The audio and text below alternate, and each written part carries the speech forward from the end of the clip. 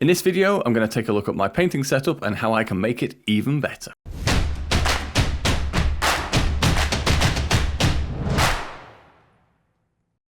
Welcome everyone to another brushstroke painting guide. I'm Brushstroke and this video is going to be a little bit different to my usual videos. I get a lot of questions about my painting setup, the different products I use for storing paints, the desk setup I have, my lights and that kind of thing. And because I've just had one of my painting lights fail, I thought it would be a good time to see what other products are out there and try and upgrade my setup to be my ultimate painting studio. So hopefully you'll be able to use this information when you start to make your painting setup, or if you have one already, give you some ideas on areas that you might want to improve on. Or if you're anything like me and you just enjoy seeing other people's setups and how people do things, then this is definitely the video for you. To keep things nice and simple, I've broken the video down into chapters to make it easy for you to find things, and I've also listed all of the items in the description below along with their links to make things nice and easy for you to find. Okay, so let's kick off then with a fundamental, which is obviously going to be your workspace or a desk.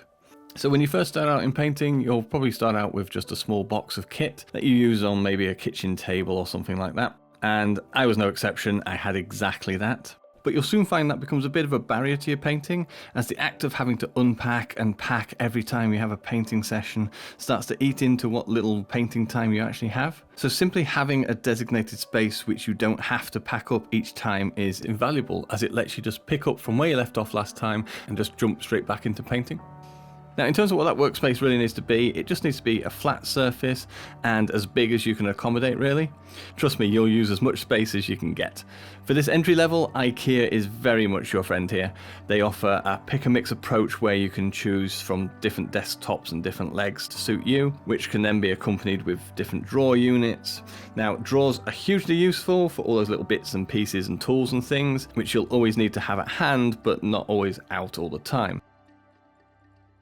Now, IKEA desks are great and they're good value for money, but for my ultimate painting setup, I need something that's a little bit more. So I was wondering if there's a desk out there that can actually help with my painting. And I think there is. So I give to you the Series E7 from FlexiSpot, and it can do this. Now, I know standing desks are not a new thing, but I've never really considered them from a hobby perspective before. And actually, it turns out they're really useful. And here's why. So whenever I'm painting, I tend to lock my arms in position, have my elbows firmly planted on the desk, and I've got that really stable painting position. But in order to do that, I'm leant over onto the desk, I've got a hunch back, and after a few hours of painting, that really starts to take its toll. Now with this, at a push of a button, I can raise the height of my desk so that I'm not actually having to hunch over, but can still have my elbows nicely locked in that painting position, and I can paint with a nice straight back for hours on end. And even if I wanted to, I could paint in that exact same position while stood up, which I've never even thought would be something I'd want to do before, but now having done it for a month or so, it actually feels really natural and feels really nice to do. And it really breaks up that monotony of being sat down and feeling that you're confined to your chair all the time. So what made me pick this one over maybe some of the others that are on the market? So the first thing, as you'll see later in this video, I was concerned about the amount of kit that I was wanting to put on this, but this thing can take up to 125 kilos, which was way more than I needed. And the reason it can lift that weight is because it's actually got a motor in each leg, which I thought would make it noisy, but it's really quiet as well. And one feature that I absolutely love is that it actually decelerates just before it comes to a stop, so it gently slows down. It doesn't just judder and stop dead, which again, I was worried about with models falling over and paints and things like that, but no, it's just so super smooth and gliding. I love it. Now for cable management, I wanted things nice and tidy, and this cable spine from FlexiSpot is so cool.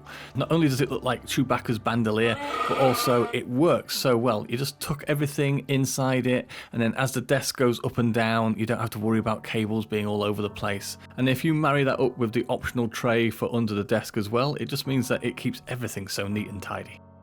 Another really nice feature is it comes with 4 memory slots so that you can save your personal preference for your standing and seating positions, plus 2 spare slots for any other heights that you'd like as well. And even throw in a USB charging port as well, which is really handy for charging your phone on your desk at the same time. And if you explore the range a bit further, you'll also find that some of the other desks offer wireless charging as an option as well. Speaking of options, obviously there's a wide range of different colour combinations you could go for, because I appreciate white isn't for everyone. And one last thing I didn't realise, but you can actually buy just the frame on its own, which allows you to upgrade any desk that you currently have by just putting your existing worktop on top and convert that into a standing desk, which is pretty cool really. So definitely worth checking out. If you want to see more details, please click the link above. And as I said at the start of the video, everything I feature in this video will be listed and linked in the description below to make things really easy for you to find. Okay, so that's my desk now sorted, so I'm going to move on to the area of storage. And again, it's a question I get asked a lot, is how do you keep your room so tidy? And truth be told, it isn't always super tidy. During projects, I do let it get a bit messy because, as I said earlier, the advantage of having a designated hobby space is being able to leave things out and pick things up as you need to. However, a side effect of this hobby is that you will accumulate a lot of stuff. And obviously I'm no exception, as you can see. Now I've opted for multiple solutions to my storage problems, starting off with keeping the boxes for my minis on my shelves above my desk. I like to do this because it allows me to see what I've got and plan in my head future projects. Speaking of which, if you see anything here that you'd like to see a future video on, then now's your chance. Drop a comment in the comment section below and let me know what you'd like to see. In addition to the shelving, I have also opted to hide away the rest of my messy hobby detritus into some cupboards, which I plan as a future project to then double up as a gaming table. So to do this, I've combined some simple kitchen cupboard units from IKEA, from their kitchen range, and I've added 4x2 foot boards onto the top. Now these boards I'm going to use as interchangeable terrain to enable me to have a bit more of a flexible gaming solution. Now I'm not sure if this is going to be a project that I'll do a video on or not, as it might take a lot of videos to do and it might be quite time consuming. So again, if you'd let me know in the comments below if it's something you'd like to see videos on, then I'll see what I can do. Storage wise though, these cupboards from IKEA have proved to be the most cost effective and best solution I could find. Simply having a cupboard with a door that you can hide your rubbish away in is absolutely invaluable. So if you have the space, then I definitely recommend that you look into doing something like this, and you get that added bonus of a workspace on top. So I'm obviously going to use mine as a gaming table, but you could equally use it as extra workspace, as a build area, for basing, for photography, airbrushing, anything like that. Okay, so moving on now to the area that I get the most questions about by far, and that's my paint storage.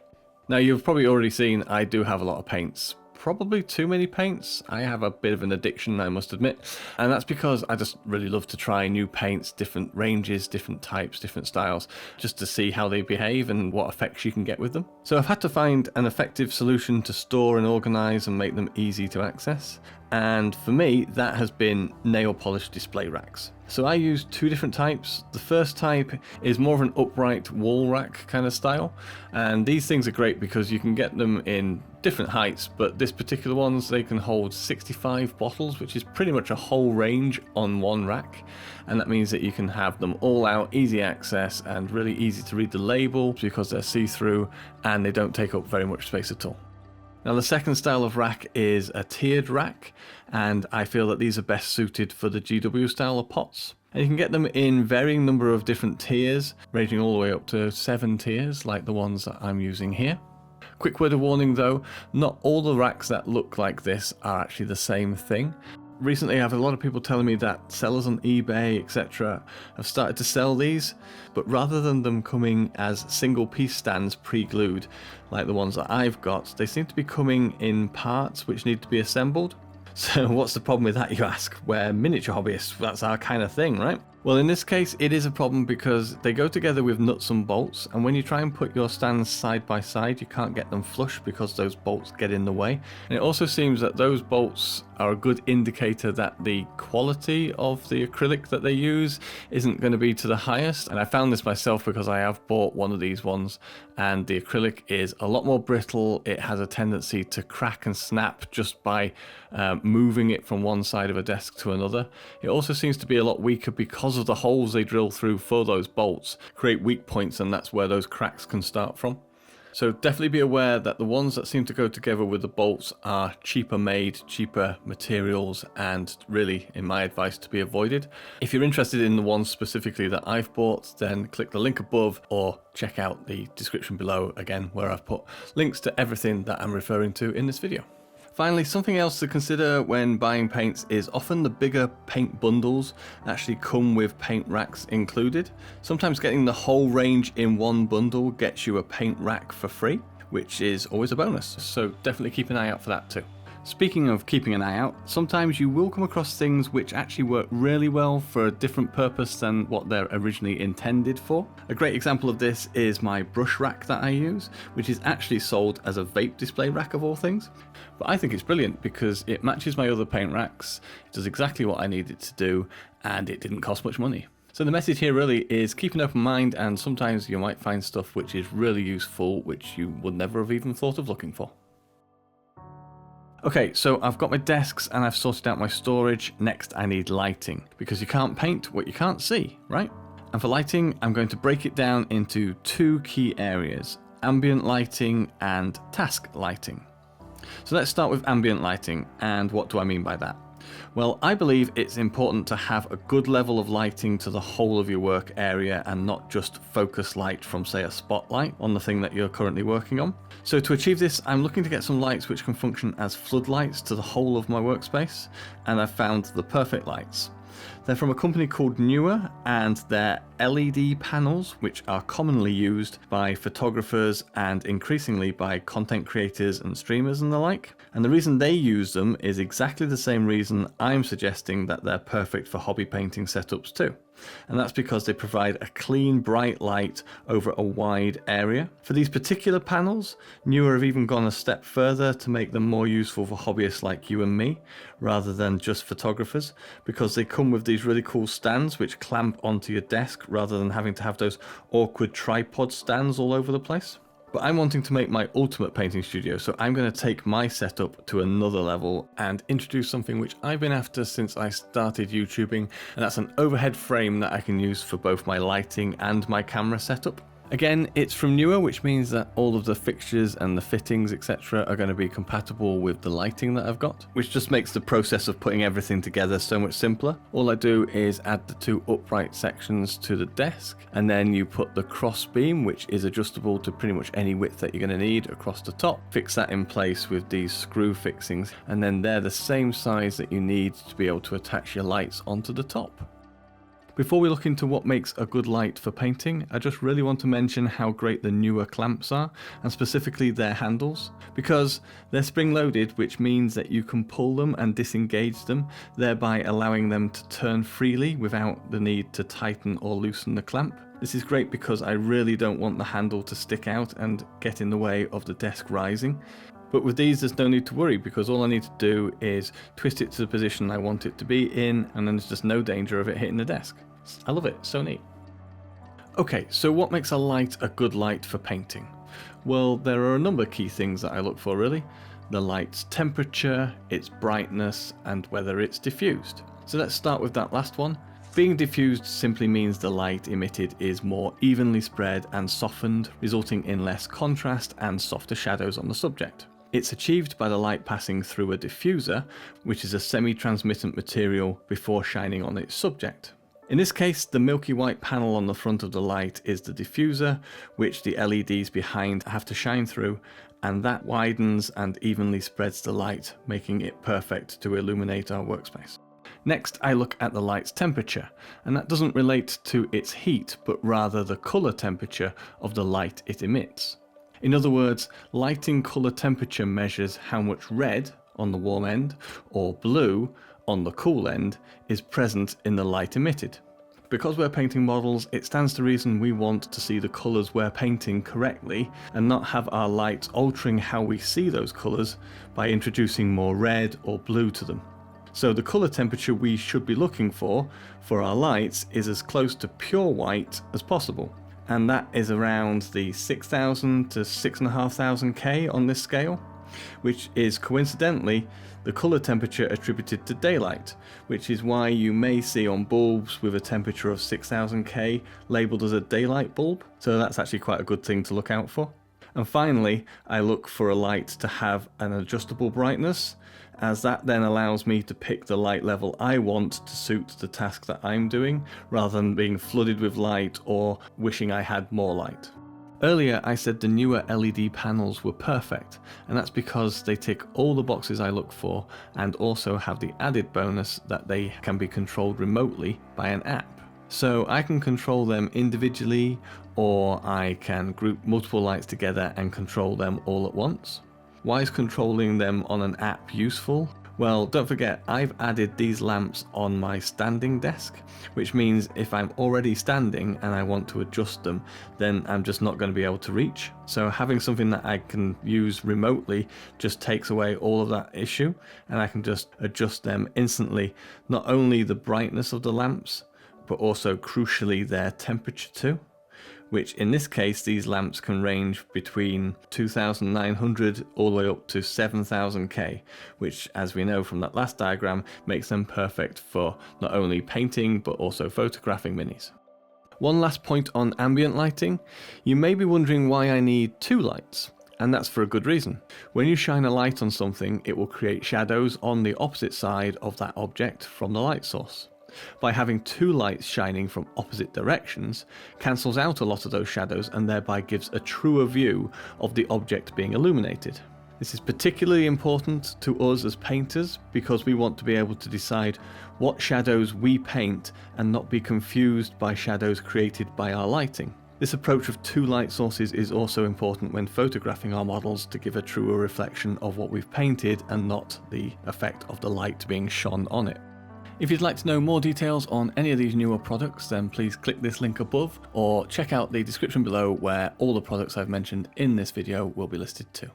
Moving on then to task lighting, and for this there really is only one option if you want the best painting task lamp you can get, and that's the R9 desk lamp from Redgrass. It's a lamp which has been specifically designed and made for painters and crafters like us.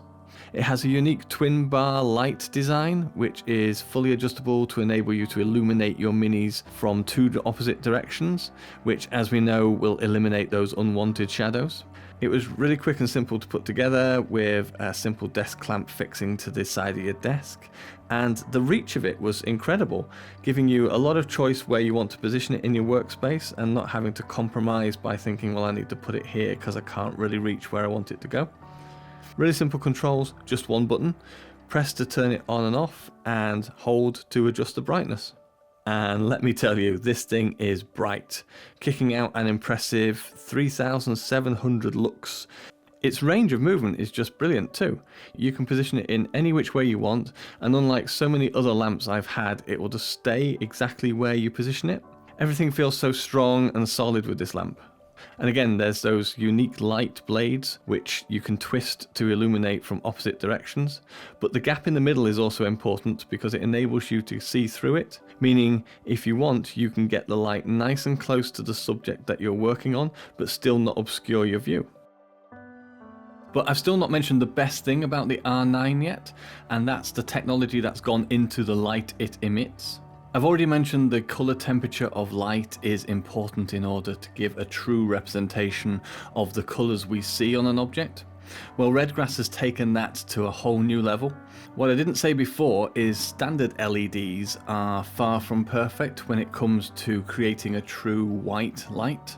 They do an okay job, but in order to create a light which is cool, it's at the cost of a wide range of colour frequencies, most notable of which is the red frequency.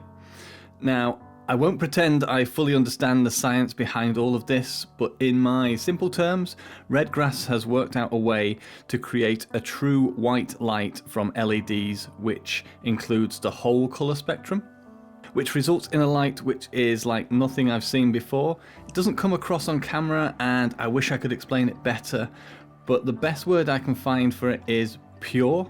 It just feels like a pure light, no flicker, no distortion, no colour altering, just pure light. And I'm blown away by it. If you'd like to know more details on this and probably a proper science explanation as to what I just fumbled through there, then click the link above, and I'll also put the details in the description below as well. I've had the same chair for years now and I hate it. So for my upgrade I wanted something that was both practical and fun for once.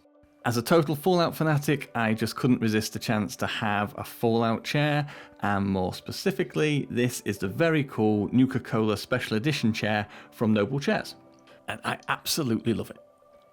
This chair is like 1,000,000 times better than my previous thing. It's supportive, comfortable, and solid, and that's no exaggeration. It's quality engineered and it fits together perfectly. The level of detail and precision of stitching on this thing is absolutely beautiful.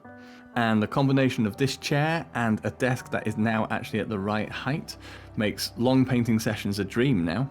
Pretty much everything on this chair is adjustable, which made it easy for me to find that perfect seating position. And that means that any back pain and discomfort that I had through long painting sessions is now a thing of the past.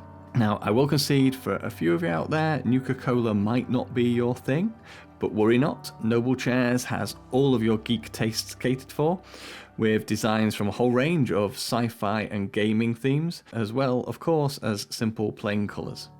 So if you want to be the envy of your fellow Vault dwellers and grab yourself one of these or any chair from the wide range of Noble Chairs, then please check out the link above, or you can find all the details in the description below.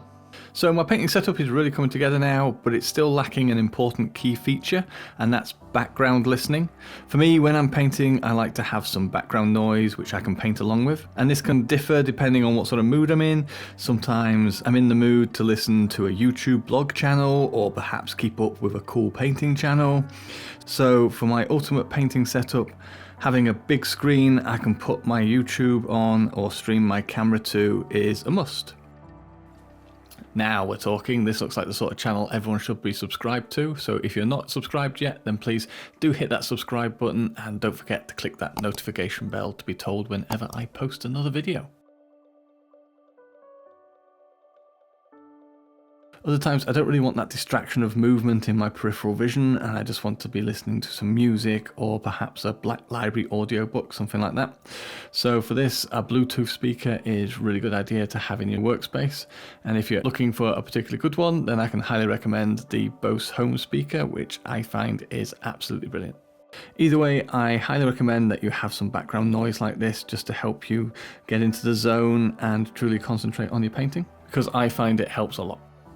At this point, I thought it could be useful to run through a few tools which I feel are must-haves to have in your painting workspace. So in addition to your standard clippers, files, hobby knife, etc., there are a few things you may have considered but not got round to buying or weren't sure if you should bother with. So let's kick off with a good cutting mat. Now, this may seem like a bit of an obvious one, but it's a true multi-purpose tool which can be so useful in your hobbying. Firstly, of course, it serves as a way of protecting your desktop and enable you to glue, paint and cut without the worry of any damage happening to the table underneath. But it's also a very useful measuring tool. The grid and angles are so useful when you're assembling models or building terrain. So often it is made the process of checking pieces are at right angles to each other or the correct length without the need to grab my ruler or set square, etc. So I do recommend that if you haven't already got one, then get yourself a decent cutting mat, and you'll find it actually serves a lot of different purposes and will make your life a lot easier. Next up, it's a pair of magnifying glasses.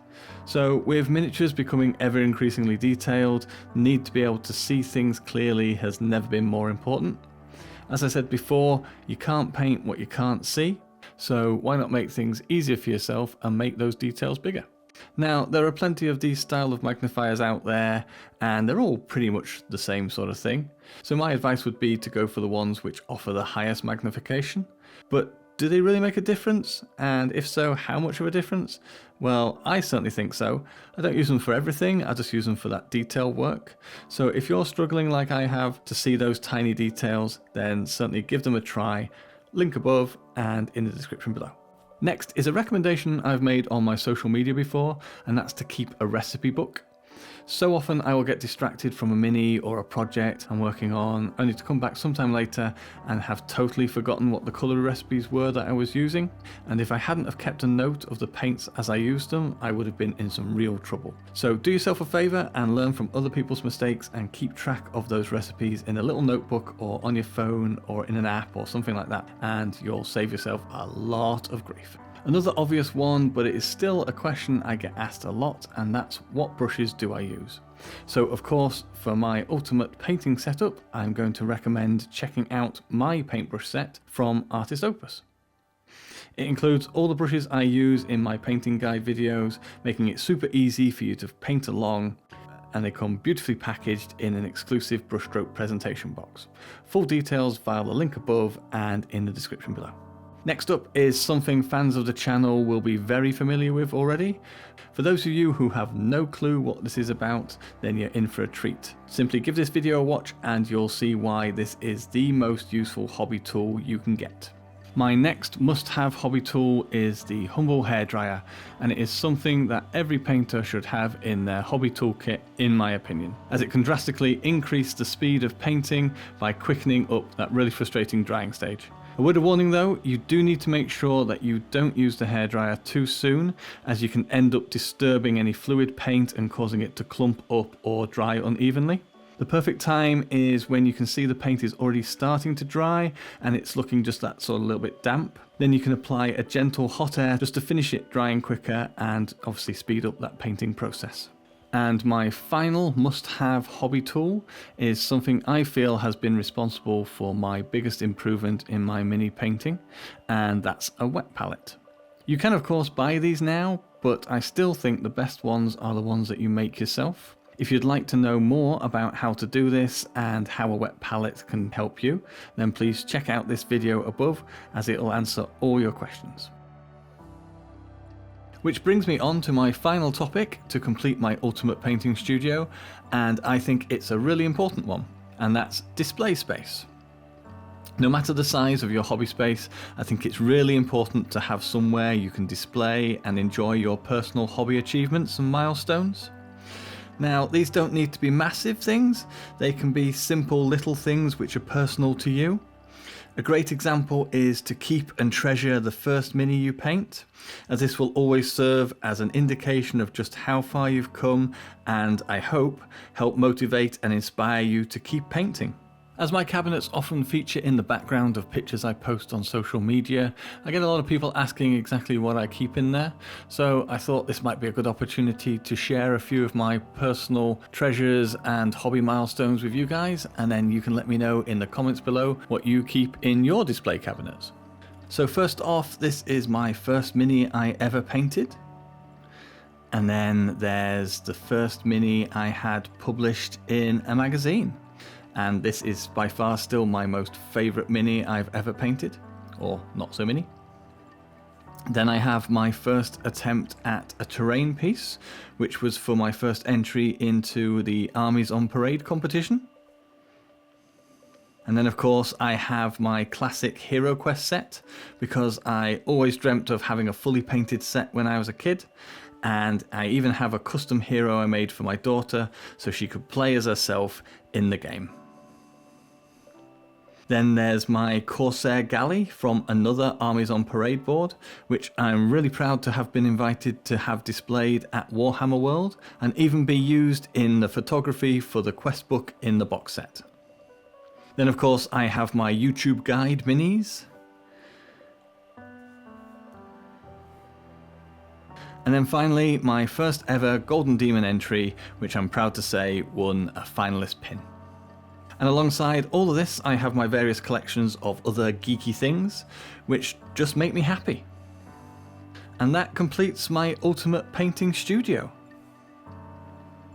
Thank you so much for watching. I really hoped you enjoyed taking a look around my hobby space. What would you do differently for your ultimate studio? Let me know in the comments below. If you did enjoy this video, then please do give it a like, and to see more of my videos, please hit that subscribe button and don't forget to click the notification bell to be told whenever I post a new video. As always, a huge thank you to my channel members for helping support my channel.